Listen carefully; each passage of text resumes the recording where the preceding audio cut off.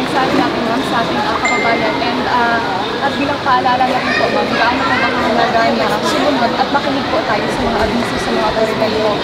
Kagaya na lang po ng pagpapatupad po sa evacuation and lalo na po sa mga danger zone areas po. Opo. Sa isang disaster, no, ang mahalaga talaga ay walang namamatay na mga tao o mga residente doon sa area na yun. Yan yung rason kung bakit meron tayong preemptive evacuation.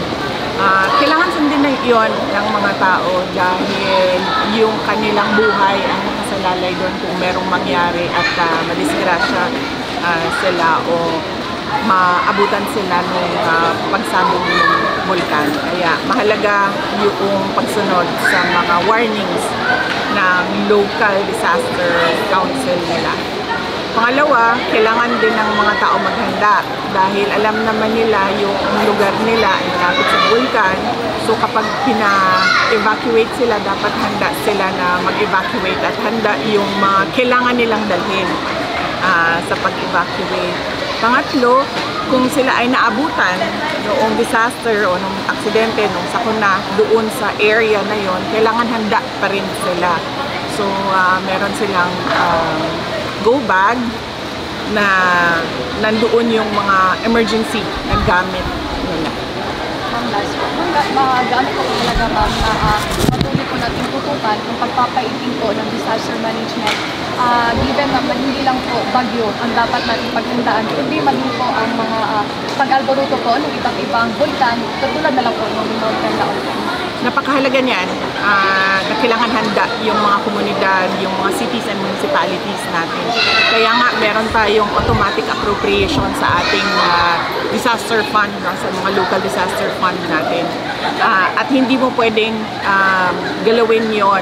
Ibig sabihin, kailangan sa budgeting, automatic talaga yung disaster fund mo. Yun yung nauuna na nilalagyan ng pondo dahil yung ating bansa ay disaster prone.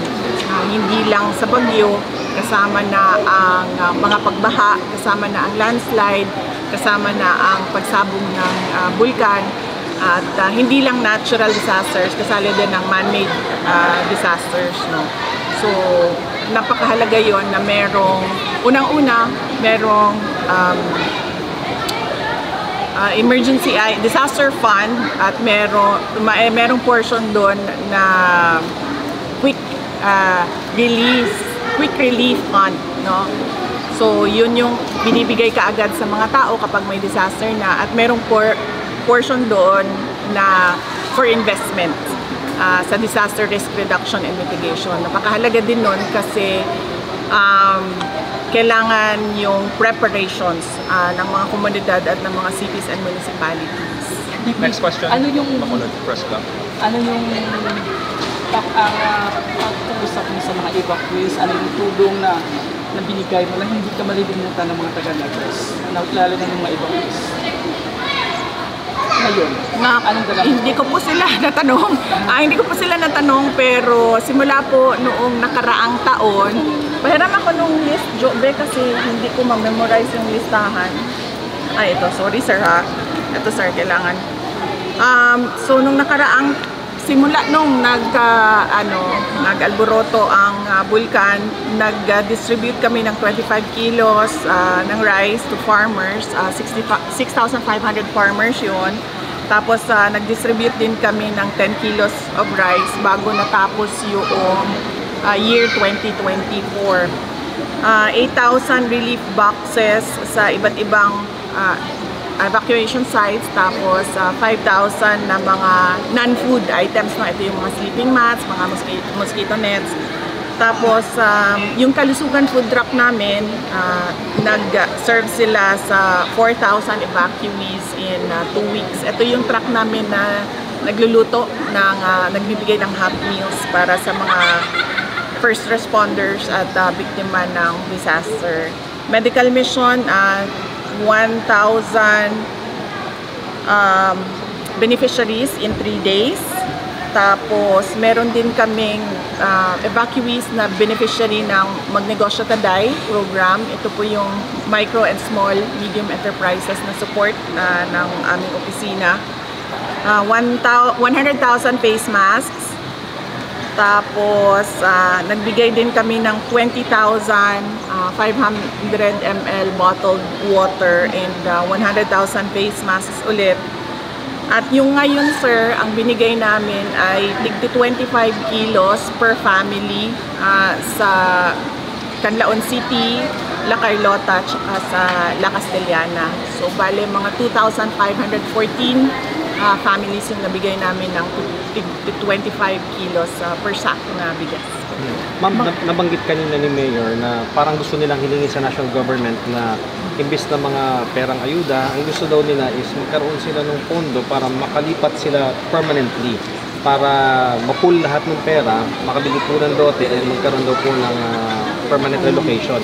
Suportado po ba niyo yun? Yes, nagkausap kami ni Mayor kanina, no. Tinatanong ko siya kung anong mga plano nila kasi mayor din ako dati, no. Sa amin doon sa Davao City, hindi namin pinapatagal sa evacuation centers ang mga evacuees dahil unang-una, ang ginagamit natin na evacuation centers ay mga paaralan. So yung mga paaralan, nadi-displace natin yung mga estudyante. Ganito din yung experience ko nung nasa DepEd ako, nung pagsabog ng Mount Mayon sa Albay. Nagkakaproblema kami kasi tumatagal yung mga evacuees, nadi-displace yung mga estudyante namin. At pangatlo, kaya nung mayor ako, ayaw ko talagang tumagal sila kasi nagkakasakit yung mga tao. Lagnat, dengue, well ngayon, ganun yung nangyayari ngayon dito, no? Chickenpox, may outbreak ng chickenpox, ng lagnat, may dengue. Minsan, sisira yun siya, nag-LBM yung mga tao dahil sa supply ng tubig hindi maayos. Nagkausap kami ni Mayor at binanggit niya yung mga long-term plans niya. Sabi ko, agree ako sa mga long-term plans mo dahil dumaan din ako sa pagka-mayor. Hindi talaga ideal na 4-6 na buwan ang mga evacuees sa isang center.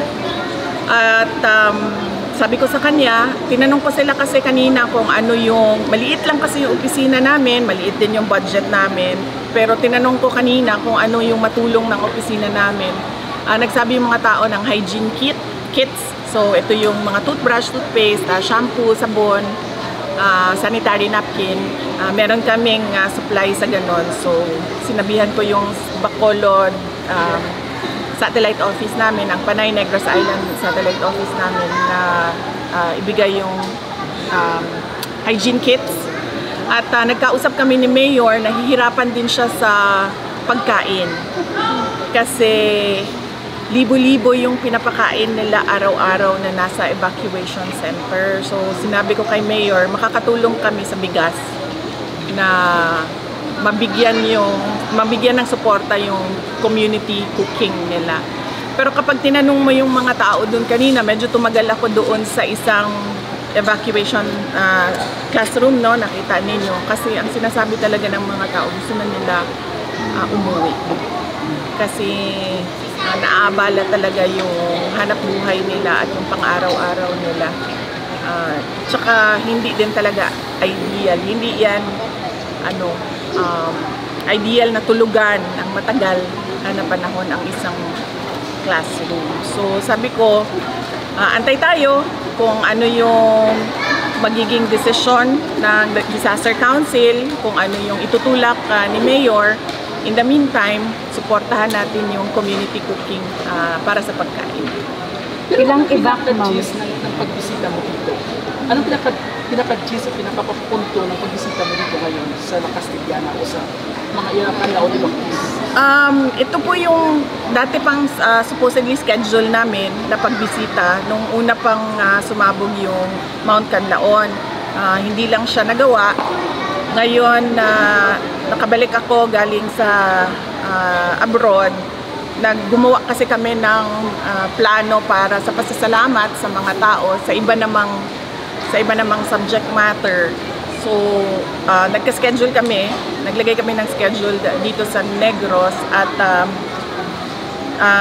sinadya namin na bumisita sa mga tao para ihatid yung tulong at tingnan nga yung situation ng evacuation site nila.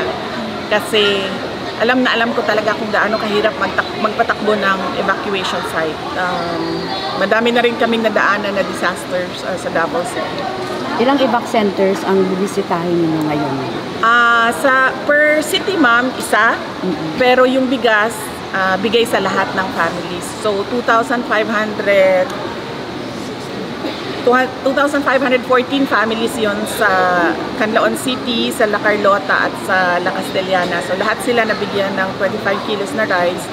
Pero yung pagbisita ko, tatlo. Isa sa Canlaon City, isa sa La Castellana, isa sa La Carlota. It's from the Office of the President, from government's fund, or from personal fund po ito? Hindi, ma'am. Hindi po ito sa Office of the President, ma'am. Of the Vice President? Opo. Ang sa, ma'am, yung hygiene kits namin, meron talaga kaming ganyan. Yung non-consumables namin, non-food supplies namin, meron talagang ganyan. At yung bigas na para dito ngayon, galing po sa businessman doon sa Bacolod. Pinabigay niya po para sa mga evacuees. Yung message mo sa mga politikus ng Negros na kaalyansa mo pa rin at lalaban nitong Mayor Rose. Patuloy lang tayo sa aming mga kasamahan at sa mga kandidato ngayong darating na eleksyon. Patuloy lang tayo sa matinodanon sa Tagalog. Totoo. Patuloy lang tayo sa totoong serbisyo para sa ating mga constituents. At lagi nating isa-isip na kailangan natin ng peace and development, kalinaw o kalambuan, kapayapaan at development is Asan mo?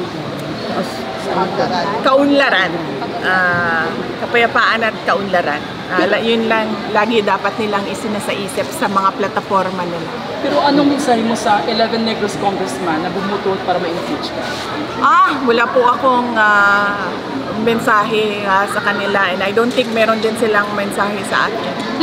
Latest, ma'am, about the situation of former President Digong doon sa Netherlands.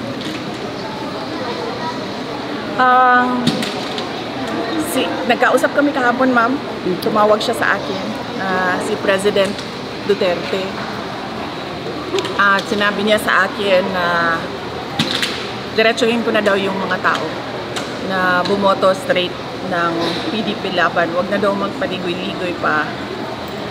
Sabihin na daw diretsyo at ipaintindi sa mga tao kung bakit kailangan nilang bumoto straight ng 10 na mga senators ng Duterte ang tawag nila sa sarili nila, ma'am, dahil hindi sila lahat galing sa isang partido lamang, no?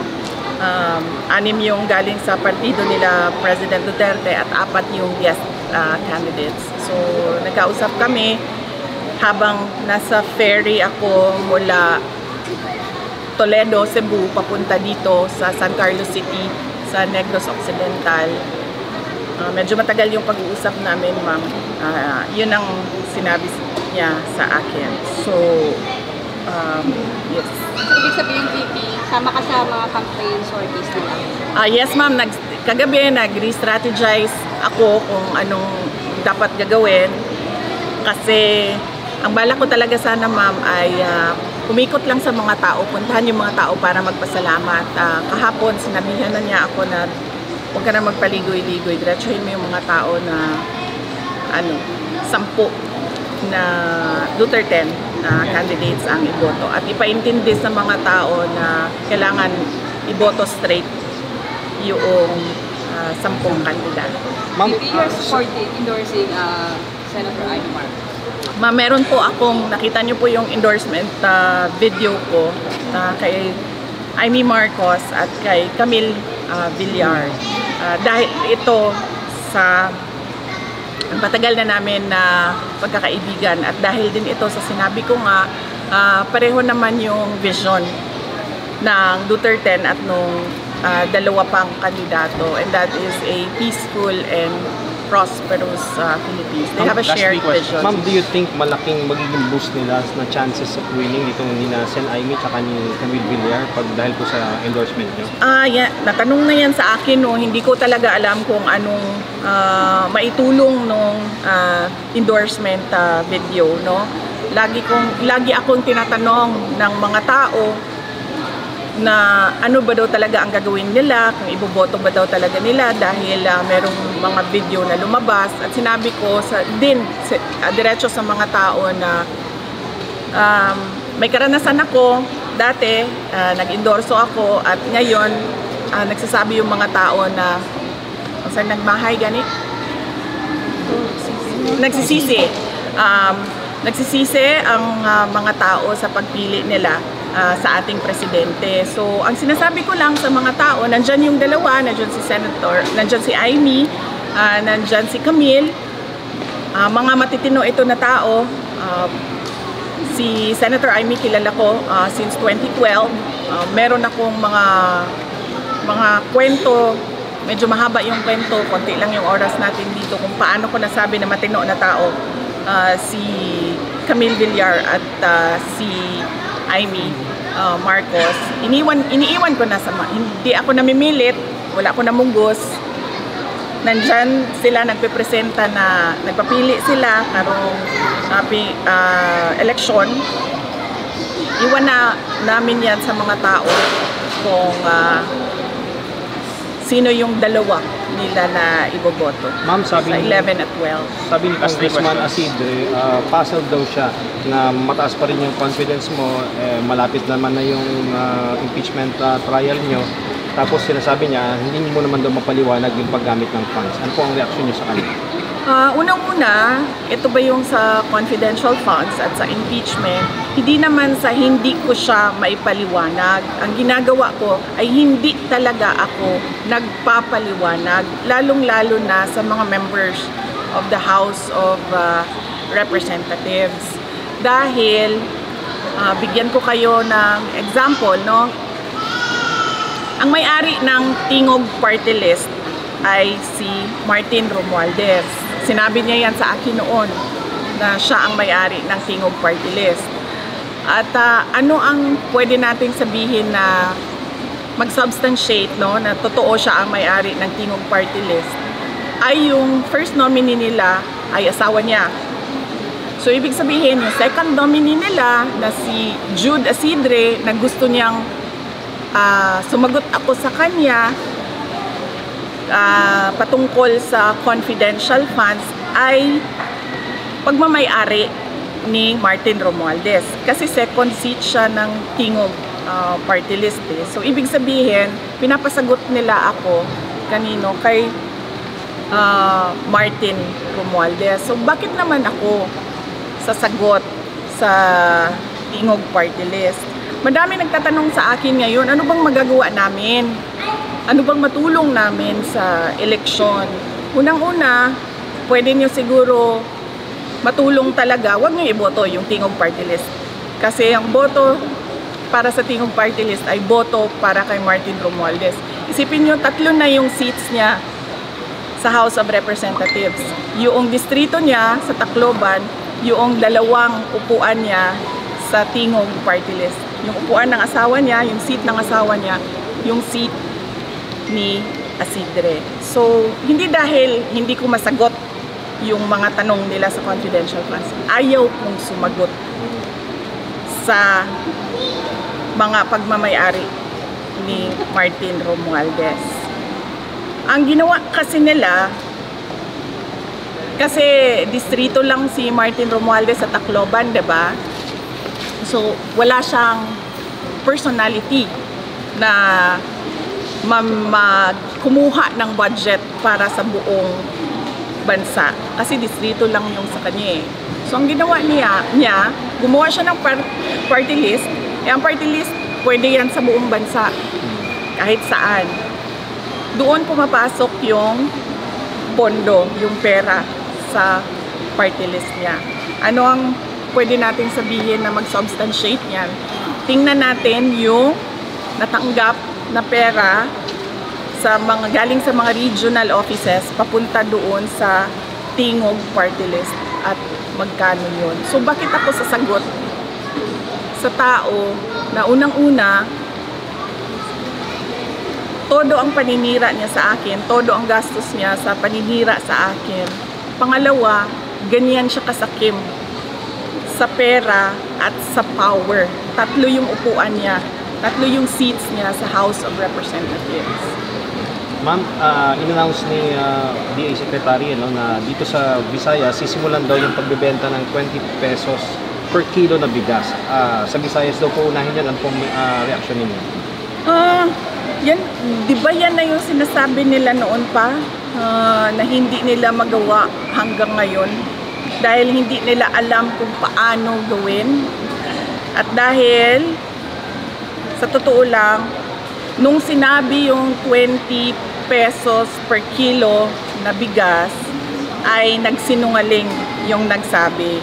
Alam niyang hindi kayanin, pero pinaasa niya ang mga tao na ibibigay yon. One last question. Meron akong pagdududa ha na magbebenta sila ng 20 pesos per kilo na bigas pero hindi pang tao, pang hayop. Kanang ginatawag nila og ano sa bana siya sa murag lamaw. Maitim. Oo, ganyan. Ganun ba yung bigas ng NFA, sir? Ganyan yung, pag sinabi natin 20 pesos per kilo na bigas, yung pwede kainin ng tao. Pinapakain sa baboy. Oh, yan yun, diba? Yan yung 20 pesos per kilo na binibenta, yung pinapakain sa baboy. Hindi mga baboy ang hindi mga hayop ang mga Pilipino. Kapag nagbenta kayo ng 20 pesos per kilo, bibili kami lahat kasi pwede siya kainin ng tao. Ma'am, what do you think out of the timing ng announcement ng 20 pesos per kilo na bigas just weeks before the election? Ano na yan? Promise na naman yan sa mga tao na alam mong para lang sa eleksyon at para lang sa kanilang mga senators. Para manalo yung kanilang alyansa kuno na iniwanan naman din sila nung dalawa nilang kandidato dahil kakaalam ko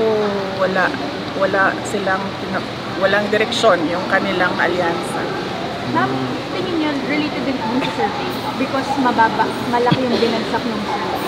And analysts are saying na they need parang a carrot to lure in again the confidence of the Filipinos. Well, hindi ko alam kung anong motibo nila. Baka, yes, inaano na naman nila yung mga tao, binubudol na naman nila yung mga tao sa 20 pesos per kilo na bigas.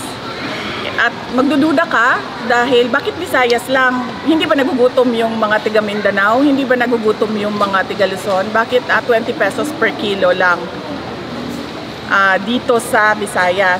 At bakit merong meeting sa Cebu Capitol ang lahat ng mga governors o karamihan ng mga governors sa Visayas?